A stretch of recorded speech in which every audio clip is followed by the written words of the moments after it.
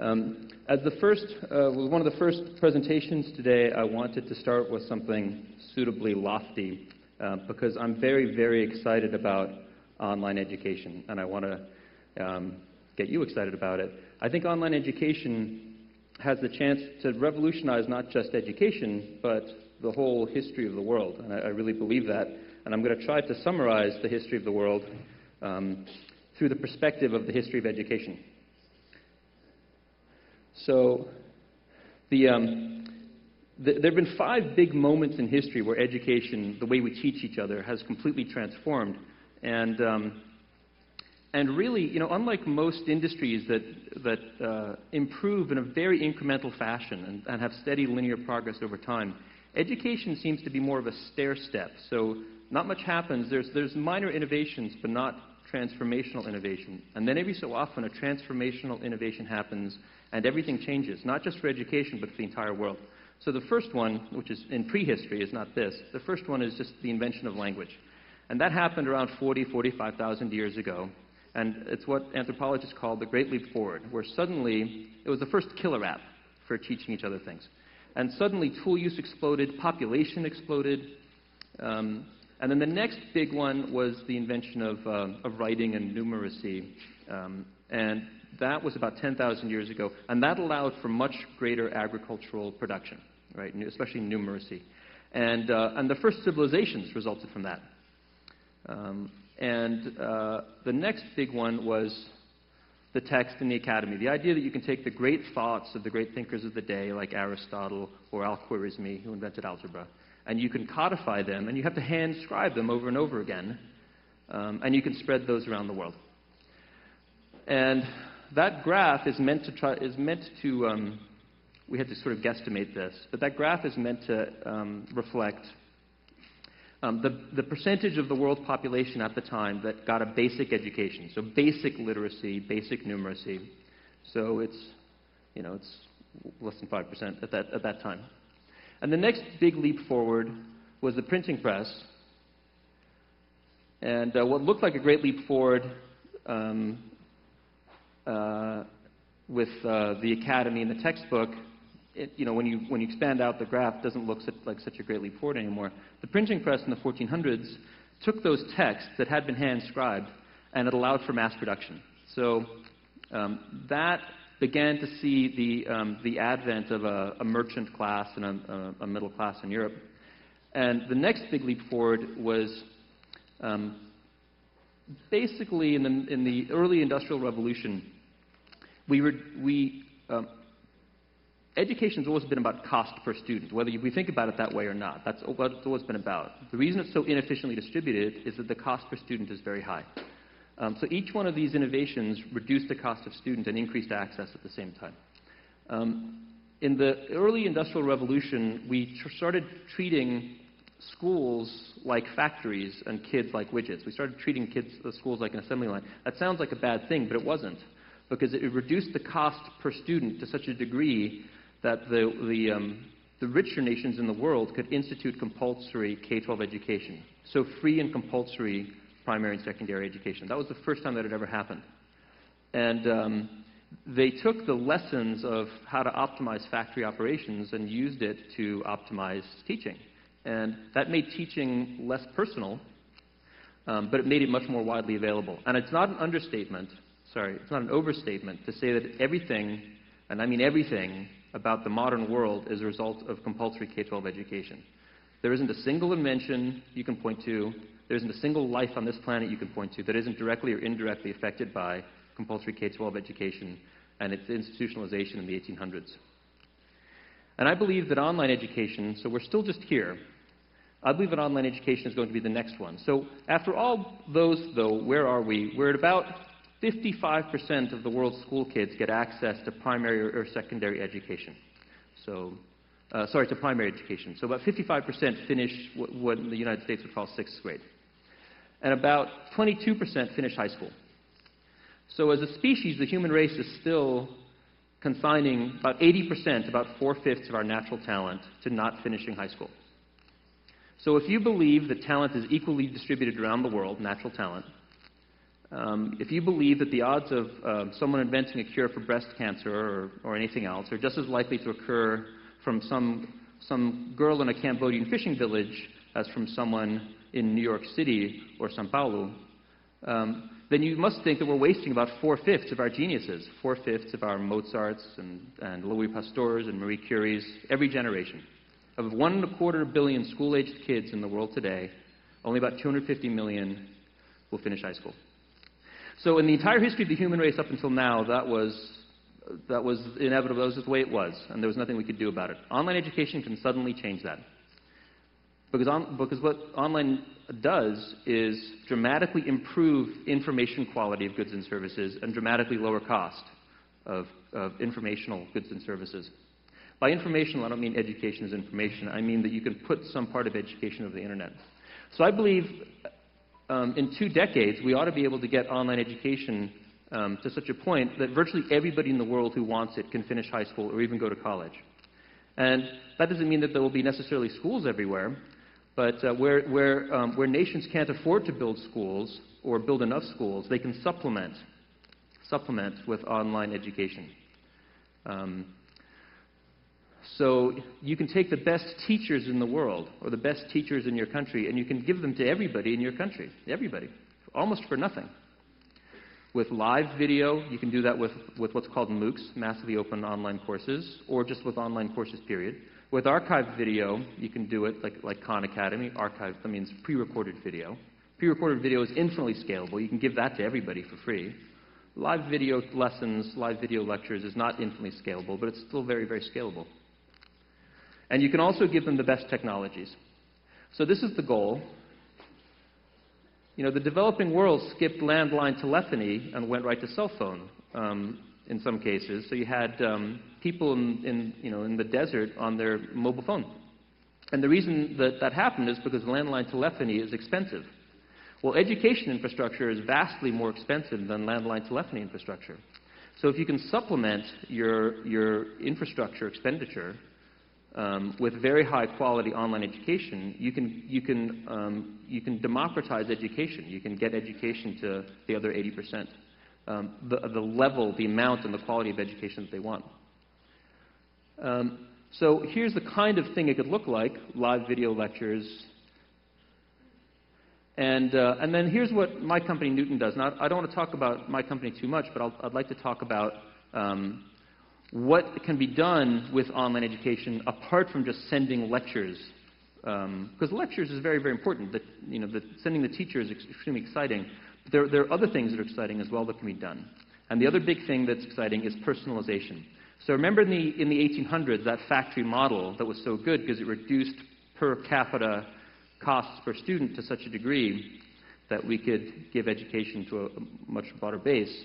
Well, the flip side of that is that it turned education into a depersonalized factory model. It's a big bureaucracy. And if you think about it, there's something kind of perverse about asking children to figure out how to cope in this extremely large Byzantine bureaucracy full of conflicting stakeholders and perverse incentives. And they've got to adapt to that system. And some of our talent, some of our natural talent can't adapt. The system does not work equally well for everybody. It can't. It's a fact of statistics. It cannot possibly work equally well for every student. Some are naturally a good fit, and some are naturally not a good fit. I was not a good fit. That's why I started Knewton. And what we can do now is we can grab your data. We can take the data that students produce passively without even realizing it, and we can use it to figure out the perfect strategy for each student each day, down to the atomic concept that we can do that. So how do we do that? Well, first of all, education produces more data than any other industry in the world today. Maybe biotech one day will produce as much. Maybe. It produces vast quantities of data. Now, the whole history of the world up until now, those data were lost. They were just floated away to the ether. And now they're suddenly capturable. If we can give students a device to work on, a tablet computer or a laptop or a mobile phone to do practice questions when they're on the bus, then we can capture those data that they're producing passively. So why does education produce so much data? If you all are familiar with the recommendation systems of, say, a Netflix or an Amazon or a Google, they are recommending big objects. They're recommending a web page, or they're recommending another movie or a product for you to buy. Those are big, chunky things. And the correlations between those things are extremely low, 10 or 20 or 30%. Okay, education is completely different. Education is full of minute things, sentences, atomic concepts, very, very small things. And the correlations between those things can be extremely high. So you can produce, not just directly, but indirectly, through inference, you can produce an extraordinary quantity of data per day. So these other big data platforms, Google, Facebook, Netflix, Amazon, Netflix and Amazon produce less than 1 data point per user per day, less than 1 actionable data point. And Google and Facebook produce in the tens of data per user per day.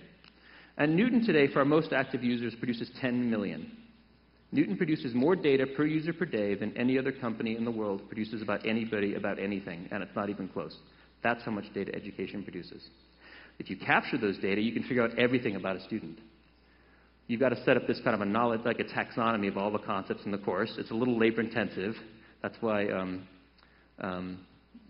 we haven't expanded quite as fast as we wanted in some cases. We have done partnerships with very large publishers, people who have lots of students and lots of content, and it's easier for us right now just to plug into them. But over time, we'd like to release a retail version of this that any parent, any student anywhere in the world can use. We'd like to do that next year. But there's a content ingestion process to get all those data. But once you do it, and there's some, that's some of the underlying science, item response theory and psychometrics. Once you do it, you can produce data reports for teachers like this. I don't know how much of that you can read, but that is a teacher who, this is the first day of school. She's never met any of these students before. She gets concept-level proficiencies of every single student in that course. So she's never met any of them. It's a brand new semester. And to the percentile, we can tell her how good each of one of those students is at every concept that they've learned before they came to that class. And we can predict how they're going to be in that course. We can tell her, in week 3, this group of students you happen to have this year, they're going to struggle. There's no universe in which they are not going to struggle. It's not possible for them not to struggle in week 3. Why? Because week 3 introduces a bunch of concepts that build upon concepts that we know them to be weak at. So they're going to struggle in week 3. Or you might tell her things like, this group of students learns math best in the morning. They just happen to learn it best in the morning. They don't seem to learn it very well in the afternoon. We can tell you things like they learn science best with video clips instead of text, or in addition to text. And the ratio should be 78% text, 22% video. We can tell you how difficult the practice questions they get should be to encourage, to increase engagement and not to discourage them. We can tell you if they learn biology best in 22-minute bite sizes, because at the 24-minute mark, their click rate always begins to decline, and they start missing questions they normally get right. So pull it from them after 22 minutes and move them to something else. We can tell you, and tell the teachers, and tell the parents, to the percentile, exactly what each student knows on every concept, no matter how granular it is. And we can tell you exactly how they learn it best. So that's what you can do when you produce 10 million data points per student per day. So we're generating the exact perfect piece of content for you. We're taking the wisdom of the network. We're saying, so by the end of next year, we'll have about 10 million students who will have learned rules by the end of this year. We'll have had about 10 million students who will have learned rules of exponents and other basic algebra concepts through Knewton. And we can go find for the next student, we can go query the entire database of all 10 million students who ever learned that concept with us, wherever they are, anywhere in the world. And we can say, who's just like this next student? Like their learning styles are just the same. They learn in exactly the same way. So let's go take that group. Well, it's a fact of statistics that some top 1% of people who are just like you, through blind luck, some top 1% happen to learn it the best. Right? It's a fact of statistics that some bottom 5%, some bottom 10%, through bad luck did the wrong thing. They quit, they got discouraged. But it's also a fact that some top 1%, through pure luck, must have done the perfect thing. And those people are just like you. Great. Let's go find what they did. For every single concept you ever learned, let's give you one of the strategies that we know worked on people just like you. So we're taking the combined data power of a network of tens of millions of people, which we'll get to in a couple of years, tens of millions of people, and using it to help you learn every single concept you ever learn. And we can give that away to the developing world. Adaptive tutoring. This is a feature we launch next year.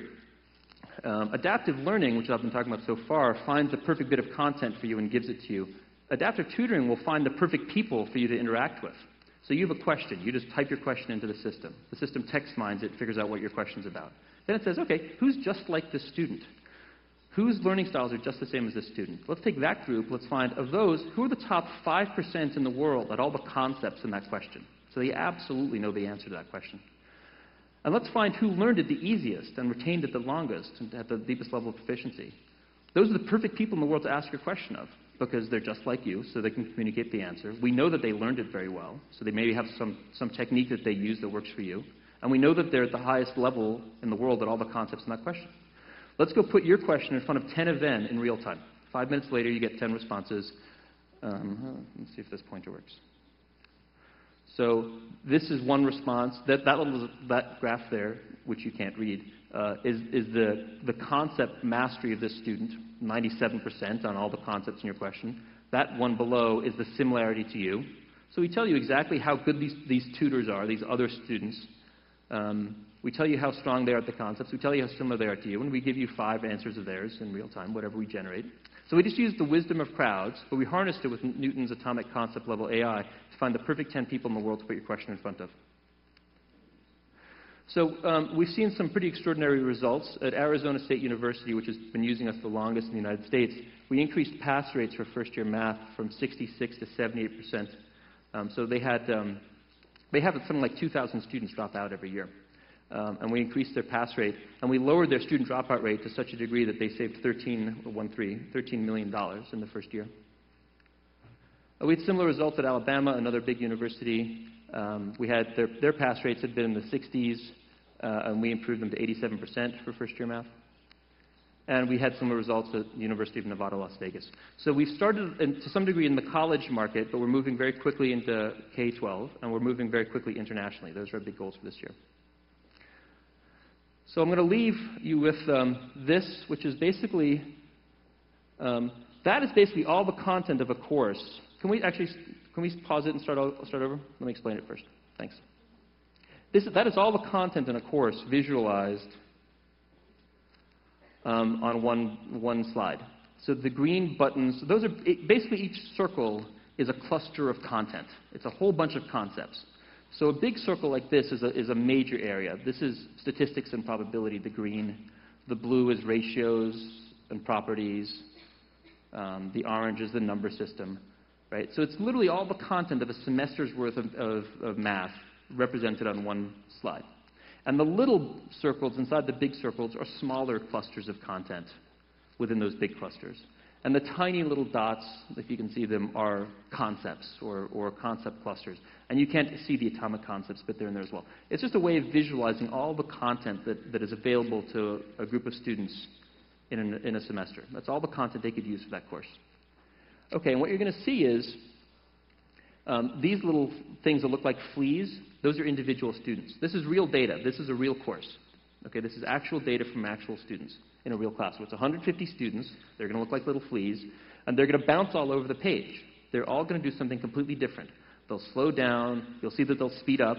That's probably a midterm. Okay, and you'll see that some of them move very quickly. Some of them move so painfully slowly that you can just tell that that student is really struggling. And you'll see all this, and you'll see it goes over from September to December. It goes over time, and you can visualize the entire semester. It becomes organic. It becomes a living thing. Okay, please let's show it.